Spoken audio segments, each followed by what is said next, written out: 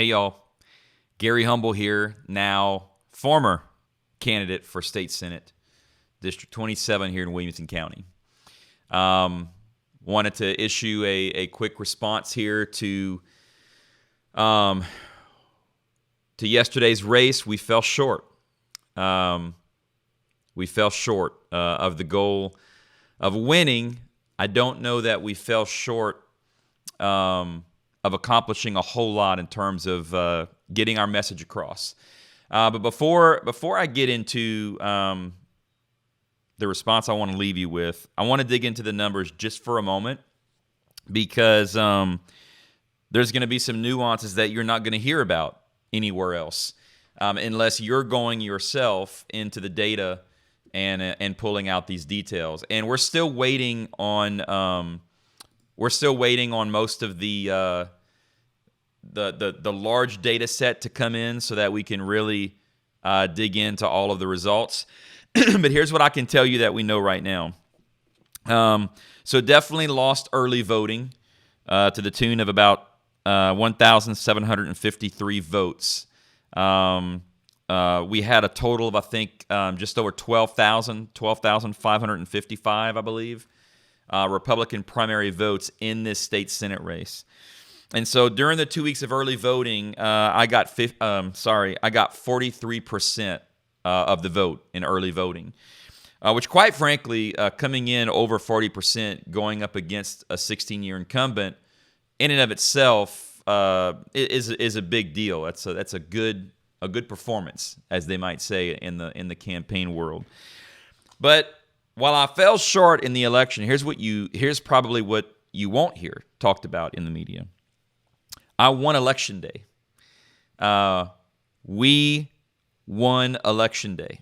So on August 4th, Election Day, 6,282 votes for Gary Humble, 5,316 votes for Jack Johnson.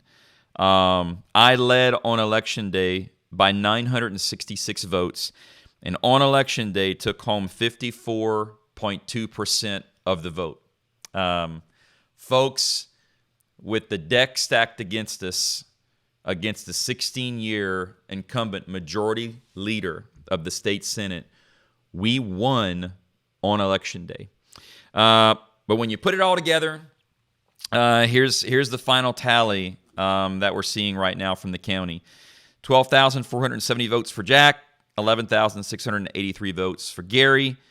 That puts me 787 votes short, with 48.4% of the vote, which means that, again, a 16-year incumbent majority leader of the state Senate won re-election, being challenged in a Republican primary for the very first time with just over 51% of the vote.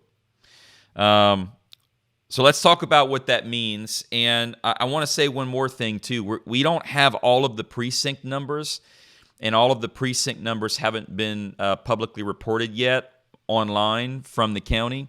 But we have 25 precincts here in Williamson County. We do have numbers from 22 of those precincts. And of the 22 precincts for which we have numbers, I won 17. So on election day, I won 17 of 22 precincts, and there's 3 remaining that we don't have the data for. So we'll follow up on that at some point.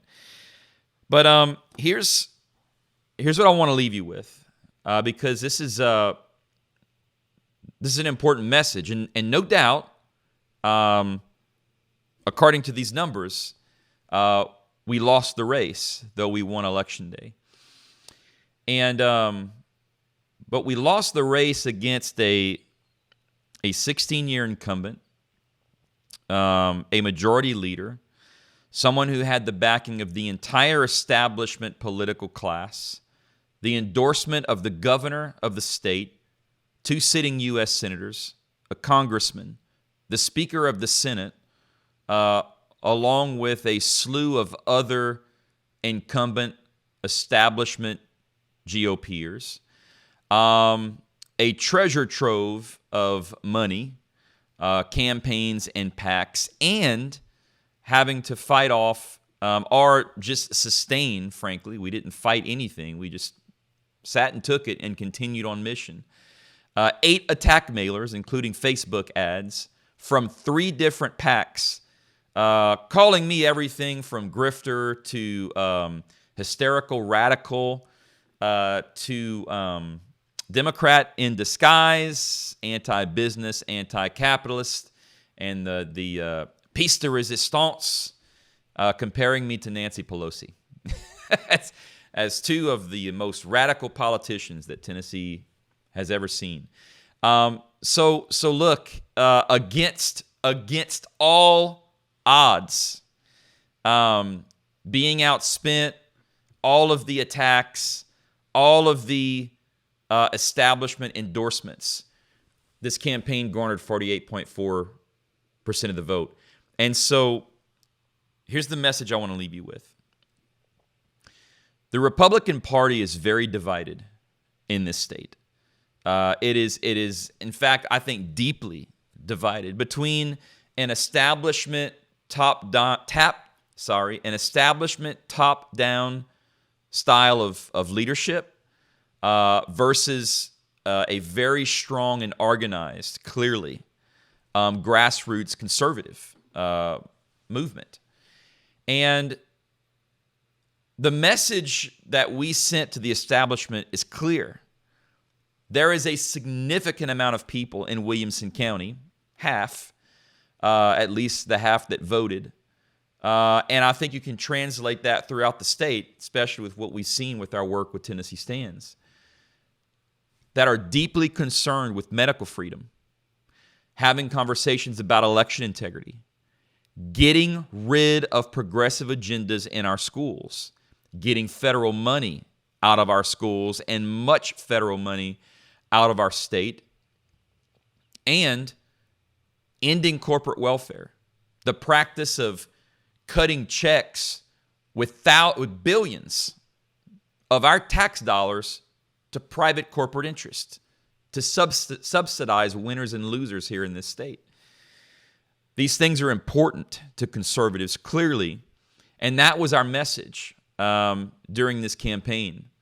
So my hope is this. With the success that we have had in this campaign, that we can bridge the gap with some of these conversations and pull in some of these leaders who are completely ignoring these conversations from grassroots conservatives and feel that they know what's best and they have everything under control.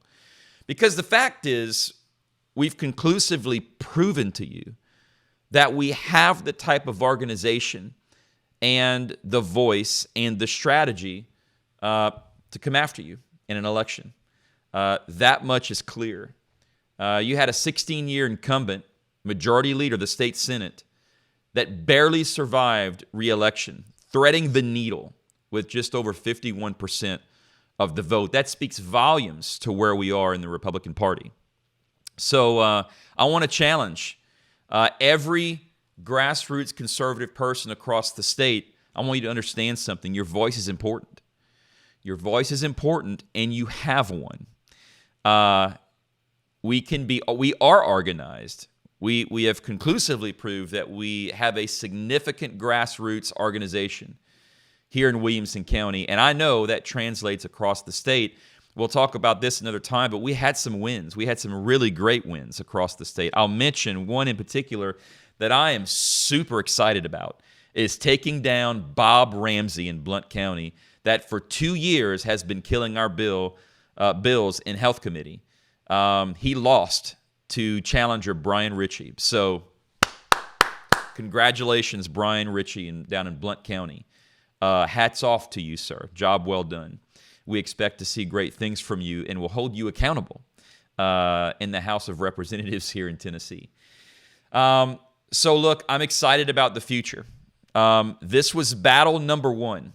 And I will tell you, in the war that we are in battle number 1, we performed quite well. So conservatives, hear me. This is not the time to shrink back. This is the time to continue to push forward. I'll issue this last challenge to the state Senate. I endured a lot of stupid attacks from PACs, and it's expected. It really is. I mean, these PACs that are funded by Democrats and all the nonsense that the Pelosi stuff. I mean, that stuff is expected. But what I did not expect, and I'll be honest with you, was the vileness and deceptive nature and manipulation of the attacks that came from Lieutenant Governor Randy McNally, directly from him and his PAC. And I would strongly urge and challenge the state Senate to consider the fact that you're going to be seated now in January for the 113th General Assembly. And I would ask you to consider, is that the type of man that you are going to re-elect to be the conscience of the Senate, to be the Speaker of the Senate, to be the Lieutenant Governor of the great state of Tennessee? Someone who sunk so low to use manipulative and deceptive tactics to completely take everything I said out of character just to lie and deceive the voter, and to spend over $200,000 doing it. Look, I think that's worth a lot of consideration. It was very disappointing to see in this campaign. Nonetheless, I'm proud of the campaign that we ran. I'm so thankful to everyone who gave and supported us financially. I am especially thankful to the slew of volunteers that knocked over 23,000 doors here in Williamson County and made thousands of phone calls on my behalf. We ran a hell of a race, and I'm forever grateful. Guys, we are just getting started, and I'm excited for what the grassroots conservative folks in this state can accomplish from here on out. So 2023, get ready, legislature. I hope you're paying attention. I hope you are prepared to listen to a much greater degree to the people of the state of Tennessee and to all the issues that we mentioned earlier. I love the voters. I'm going to miss shaking your hands and being in your living rooms, though I suspect there is more of that to come. I love this state. I love Tennessee. God bless you.